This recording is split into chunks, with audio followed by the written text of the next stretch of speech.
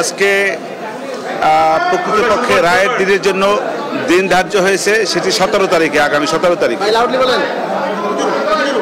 17 তারিখে দিন ধার্য হয়েছে রায়ের জন্য। আমার প্রত্যাশা আমার ক্লায়েন্টরা খালাস পাবে, এটা আমি বিশ্বাস করি, আমার প্রত্যাশা এটা।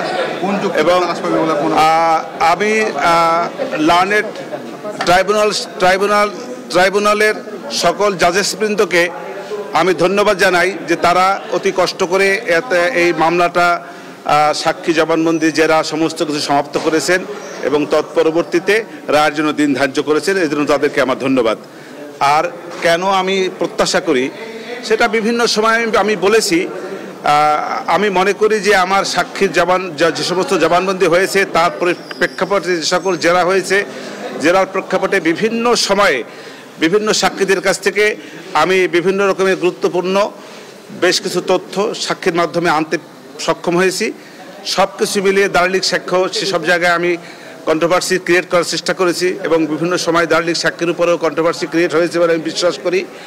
সব কিছু মিলিয়ে আমি বিশ্বাস করি আমার আসামিদ্বয় খালাস পাবে।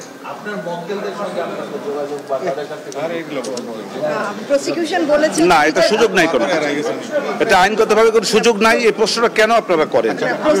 প্রসিকিউশন বলেছে যে বিচার প্রক্রিয়া সম্পূর্ণ স্বচ্ছ হয়েছে, বিশ্ববাসী দেখেছে। আপনি কি মনে করেন?